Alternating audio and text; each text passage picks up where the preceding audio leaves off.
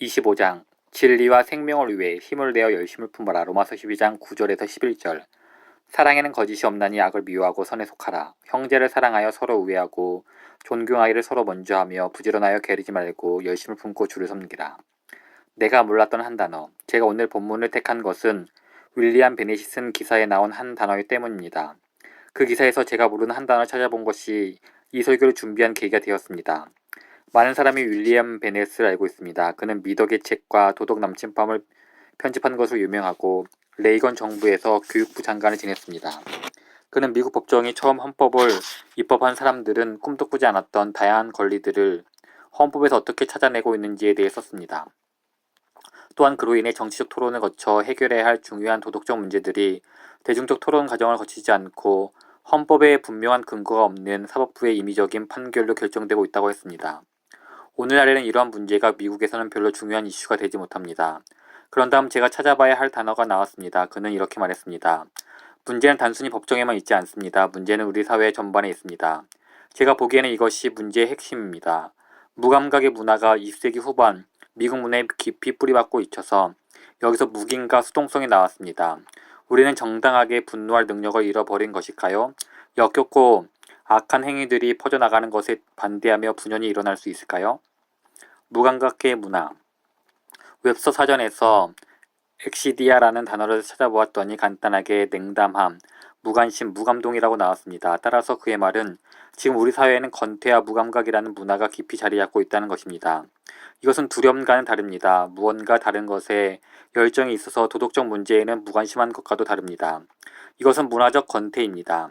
이것은 일종의 사회 분위기인데 긴장감과 위험과 일촉즉발의 위기와 폭력적이고 대담한 용기로 가득한 비디오 게임, 영화나 스포츠가 왜 이렇게 놀랄 정도로 인기를 끄는지를 잘 설명해 줍니다. 이런 일련의 모든 현상들로부터 우리는 그저 지루하기 짝이 없는 평범한 일상에서 강렬한 느낌과 짜릿함과 흥분을 찾고 싶은 대중의 문화적 욕구를 읽을 수 있습니다. 마치 우리는 어떤 위대한 일을 위해 영웅적 행위를 벌이고 위험하고 거칠고 강한 모험에 뛰어들도록 만들었지만 현실에서는 컴퓨터나 뒤죽박죽된 서로 옆에 앉아 있거나 배달을 하거나 버스를 운전하거나 집을 청소하거나 물건을 팔거나 약을 처방하거나 기계를 고치는 일을 하고 있다는 듯이 여긴다는 것입니다. 이럴 경우 실제 현실의 삶은 우리 내면이 간절히 찾는 삶과 너무나 동떨어져 있어서 우리가 할 수 있는 최선은 인공적인 대체물을 만들어내는 것에 집중됩니다.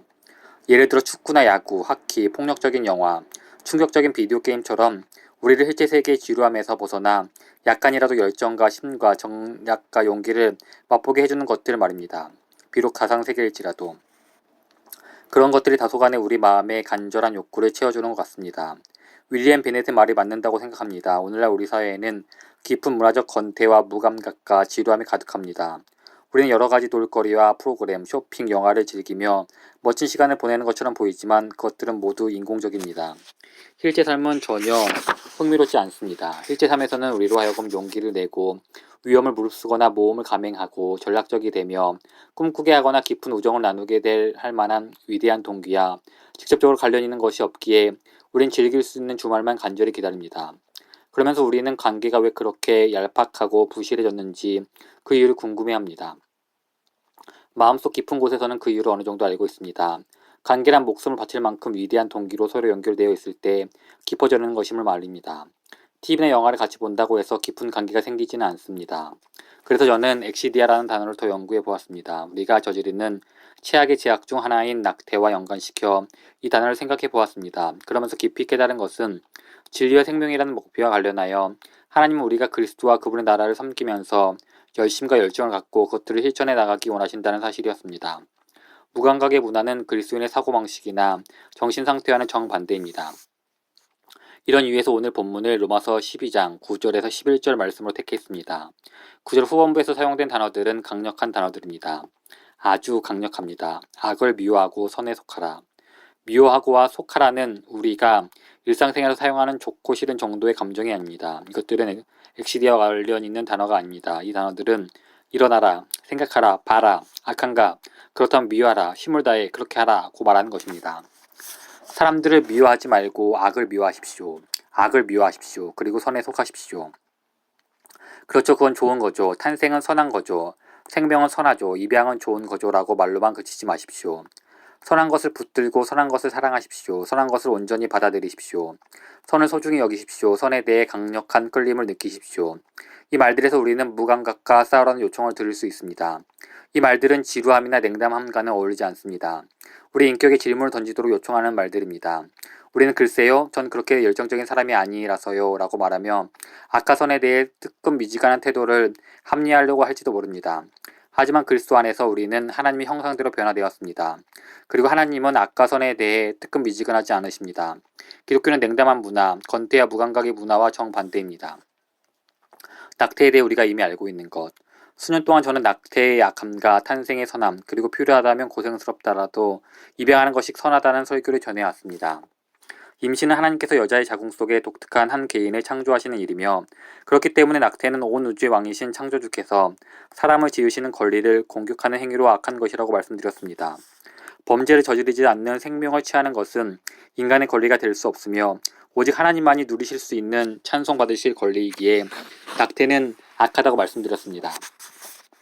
제가 찬송받으시리라고 말한 이유는 10명의 자녀가 죽었을 때 욥이 그렇게 고백했기 때문입니다. 주신 이도 여호와시오 거두신 이도 여호와시오니 여호와의 이름이 찬송을 받으실지니이다 하고 낙태는 하나님의 형상을 가진 아기가 태에서 죽임을 당하는 것이기에 악하다고 말씀드렸습니다. 침례 요한이 어머니 뱃속에 있을 때 성령을 충만하게 받았다는 것은 무척 의미심장합니다. 그러므로 인간의 생명은 태어났듯 태어나지 않았듯 절대 경시해서는 안 되는 종엄함이 있습니다. 하나님의 뜻은 약하고 힘없는 자를 돌살피는 것이며 그와 같은 이유로 하나님은 약하고 힘없는 우리를 구원하시기에 낙태는 악하다고 말씀드렸습니다. 태어나지 않는 아기를 죽이는 것만이 하나님이 우리에게 허락하실 수 있는 유일한 살 길이라고 생각하는 것은 하나님의 약속을 믿지 못하는 것이기에 낙태는 악하다고 말씀드렸습니다. 여호와께 능하지 못한 일이 있겠느냐. 낙태를 하는 사람들이 자신이 하는 일을 알고 있고 그중 많은 사람이 그것이 아이를 죽이는 것임을 인정하면서도 그나마 덜 악한 일이라고 말하기 때문에 낙태는 악하다고 말씀드렸습니다. 낙태를 통해 무분별한 성관계의 결과로부터 여자를 자유롭게 그렇게 한 후 마치 남자들도 자유로워지는 것처럼 해준다는 점에서 낙태는 악하다고 말씀드렸습니다. 낙태가 악한 이유는 그 외에도 많습니다. 이런 내용들은 지금까지 이미 들어서 잘 알고 있습니다. 공공연히 행해지는 이러한 살인에 묻어지지 않기 위해서는 이 내용들을 계속 상기해야 합니다. 하지만 오늘 아침 저는 이 설교를 준비하며 스스로 질문해 보았습니다. 낙태가 악한 이유를 더 참가해야 할까 아니면 사람들이 그 점에 대해서는 분명히 알고 있다고 전제하고 오히려 약해지지 말라고 무감각의 문화에 빠져들지 말라고 격려해야 할까. 그렇다가 제가 해야 할 일은 격려하는 것이라고 결론을 내렸습니다. 특히 윌리엄 베넷의 글을 읽고 로마서 12장을 읽으니 그 생각이 더욱 확고해졌습니다. 여러분에게 베넷의 글을 좀 더 읽어드리겠습니다. 여기서 베넷은 우리가 낙태와 관련하여 유익하다고 결단력이 부족하며 무감각에 사로잡혀 있다는 증거를 제시합니다. 부분 출산 낙태, 그 전에 먼저 부분 출산 낙태에 대해 알고 계신지 묻고 싶습니다. 산모의 생명이 위험한 상태가 아닌 이상 이 끔찍한 부분 출산 낙태 수술을 금지하는 법안을 상하원에서 모두 통과시켰습니다. 그런데 1996년 4월 12일 클린턴 대통령이 이 수술을 예외적으로 허용하는 사유가 지나치게 협소하다는 이유로 법안에 거부권을 행사하였습니다. 그러면서 산모의 건강을 위해서라는 예외 조건을 달아야 한다고 주장했습니다. 여성이 낙태할 권리가 헌법상 기본권으로 인정된 로우 대 웨이드 사건, 미국에서 낙태를 헌법에 인정한 최고 재판소의 판례과 마찬가지로 엄마가 원하면 낙태할 권리를 주어야 한다는 논리였습니다. 이것은 어떤 수술인가? 1993년 9월 13년 경력의 공인 자격을 갖춘 브렌단 샤포 간호사는 낙태가로 배정을 받았습니다. 그녀는 낙태에 찬송하기에 별 문제가 없다고 생각했습니다. 하지만 그녀의 생각이 틀렸습니다. 그는 이렇게 말했습니다. 저는 의사 옆에서 임신 6개월 한 여성이 부분 출산 낙태 수술을 받는 것을 지켜보았습니다. 초음파 화면에 아기의 심장 박동이 분명하게 드러났습니다. 의사가 아기의 작은 머리만 제외하고 몸과 팔을 다 꺼냈습니다. 아기의 몸은 움직였습니다. 아기는 작은 손을 꽉 움켜쥐고 있었습니다. 연신 발길질을 했습니다. 의사는 가위를 들어 아기의 머리 뒤쪽으로 찔러 넣었습니다. 아기는 마치 넘어지려고 할 때처럼 팔을 움찔하며 소스라쳤습니다. 그런 다음 의사는 가위를 벌렸습니다. 그리고는 고성능 흡입관을 그 구멍에 내고 아기의 뇌를 빨아들였습니다. 아기의 사지가 완전히 축 늘어졌습니다. 저는 그 이후로 다시는 그로 돌아가지 않았습니다. 하지만 아직도 그 작은 아기의 얼굴이 떠오릅니다. 제가 본 가장 완벽하고 천사 같은 얼굴이었습니다. 이것이 바로 윌리엄 베넷이 우리가 무감각의 문화에 사로잡혀 있다고 말할 수밖에 없는 이유입니다. 그는 이렇게 말했습니다. 저는 여러분이 이 말을 무겁게 받아들일 수 있기 바랍니다. 클린턴 대통령이 부분 출산 낙태 금지법의 거부권을 행사했을 때 의회가 이를 무효화시키지 못한 것은 이러한 무감각의 문화를 방증합니다. 낙태라는 주제를 이야기할 때 물론 쉽게 다룰 수 없는 부분도 있습니다. 하지만 한 가지 분명한 것은 대통령이 이런 수술을 허용했다는 것은 어떤 의도와 목적을 가졌든 유아 사례라는 사실입니다. 제가 더 놀란 것은 이에 대해 대중적인 반응이 너무나 없다는 점이었습니다. 대부분의 사람은 이 부분 출산 낙태에 대해 모르고 있습니다. 하지만 이 수술을 아는 사람들은 거의 대부분 이 끔찍한 수술을 반대합니다. 그리고 낙태 찬성론자들은 잘못된 정보를 퍼뜨리고 있습니다. 우리는 유아 사례에 관해 국가적으로 토론을 벌여야 했습니다. 대통령의 거부권 행사로 인해 유아 사례가 만연해지고 있다는 사실에 대해. 하지만 1996년 대선 당시 공화당 대통령, 부통령 후보와 의회 후보자들은 이 문제에 대해 거의 함구했습니다. 그리고 미국인들은 유아 사례를 용인한 대통령을 많은 표 차이로 재선시켰습니다. 게으르지 말고 열심을 품고. 윌리엄 베넷의 글을 읽으면서 깨달은 것이 있습니다. 형제를 사랑하여 서로 우애하고 존경하기를 서로 먼저 하며 부지런하여 게으르지 말고 열심을 품고 주를 섬기라 는 로마서 12장 11절 말씀의 내용입니다. 저는 오늘 아침 하나님께서 11절 말씀을 새롭게 깨닫기 원하신다고 믿습니다. 이 말씀은 무감각의 문화를 정면으로 반대하고 있습니다. 게으르지 말고 열심을 품고 주를 섬기라.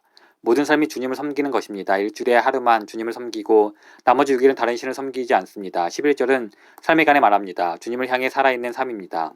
모든 삶이 주님께 속했기에 먹든지 마시든지 무엇을 하든지 주님의 이름으로 주님의 영광을 위해 행하는 삶입니다. 여기에는 가족과의 삶, 직장에서의 삶, 여가 시민의 삶, 시민으로서의 삶, 정치적 삶도 다 포함됩니다. 따라서 이 말씀은 우리 사이에서 일어나는 중요한 문제들에 대해 우리가 어떻게 대처하는가를 말하고 있습니다. 하나는 부정적인 방법으로 무감각의 문화에 반대되는 것을 말하고 또 하나는 긍정적인 방법을 말하고 있습니다. 먼저 우리는 게으르지 않게 주님을 섬겨야 합니다. 문자 그대로 하면 열심에 있어 게으르지 않다는 말입니다. RSV는 열정에 있어 낙태하지 말라고 번역합니다. 나태해지지 말라고 번역합니다. NIV는 열정이 바닥나지 않게 하라고 합니다. 이것은 수동성, 게으름, 권태, 무감각, 냉담함에 대한 질타입니다. 바로 이런 모습을 우리 안에서 발견할 때 우리가 해야 할 일이 있다고 말합니다. 우리는 성령과 하나님의 말씀과 기도의 능력을 이미 받았습니다. 이것들은 우리 마음속에 무감각이 잠식하는 것을 막을 수 있는 무기들입니다. 그래서 바울은 오늘 아침 우리에게 진리와 생명을 위해 게으르지 말고 빈둥대지 말며 아무 생각 없이 TV 앞에 앉아있지 말고 그저 주말에 놀 궁리나 하지 말라고 직접적으로 말합니다. 하나님을 향한 열정을 일깨우십시오. 하나님과 진리와 생명을 향한 열정을 불러일으키십시오. 우리가 추구해야 할 위대한 것들이 있습니다. 무감각에 빠지는 것은 하나님의 위대하심과 이 세상을 향한 하나님의 영광스러운 목적을 거스르는 신성모독입니다. 두 번째로 바울은 11절에서 열심을 내라고 말합니다. 영어 열렬한 라는 영어 단어는 끓어오르는 이라는 뜻을 가진 헬라어 제온테스에서 나왔습니다. 이것은 긍정적인 측면입니다. 부지런함과 신실함과 열정에서 뒤처지지 말고 오히려 긍정적으로 영어로 열심을 내십시오. 이는 끓어오르다, 열정적이 되다라는 말로도 표현할 수 있습니다. 그래서 우리 교회의 선교 표현은 열정이라는 말에 담긴 성경적 요구를 최대한 담아냈으면 합니다. 우리는 모든 것 안에서 하나님의 위대하심에 대한 열정을 전파하고자 존재합니다. 열정이라는 단어는 로마서 12장 11절에 나오는 열심을 내라는 말과 정확히 일치합니다. 열심을 내라. 그래서 저는 오늘 아침 여러분에게 촉구합니다. 무감각의 문화, 특히 낙태에 관련해 물들지 마십시오. 나태와 냉담함과 게으름과 무관심이 여러분을 잠식하지 못하도록 싸우십시오. 하나님의 말씀으로 나아가 영광의 주님께서 우리의 영혼의 생명과 에너지와 소망과 열정과 열심과 부지런함을 불러넣도록 하십시오. 청년과 장년들 모두에게 드리는 말씀입니다. 오늘 아침 이것이 바로 우리를 향한 하나님의 뜻입니다. 우리에게 끓어오르는 영혼이 있다면 진리와 생명을 위해 우리 삶을 바칠 방법을 발견하게 될 것입니다. 하나님께서는 수천 가지 인공적인 즐거움을 통해 얻을 수 있는 것보다 훨씬 더 큰 의미를 우리의 삶에 부어주실 것입니다. 기억하십시오. 우리는 그리스도인입니다. 우리의 삶은 믿음으로 예수 그리스도와 연결되어 있고 그분은 모든 것의 주인이십니다. 만물이 다 그로 말미암고 그를 위하여 창조되었고 하나님은 우리의 삶을 위대한 것에 투자하기에 원하십니다. 엑시디라는 단어는 그리스도인에게 어울리지 않습니다. 그리스도는 그보다 훨씬 크십니다. 그리스도와 그분의 나라를 지루한다는 것은 우리가 아무것도 모른다는 의미입니다. 아침에 눈을 뜰 때마다 주님께서 친히 모든 것 안에서 그분의 위대하심을 향한 열정을 우리 안에 일깨우시도록 해드리십시오. 우리가 지치고 죽어가는 문화 속에서 진리와 생명을 위해 살도록 주님께서 일깨워 주실 것입니다.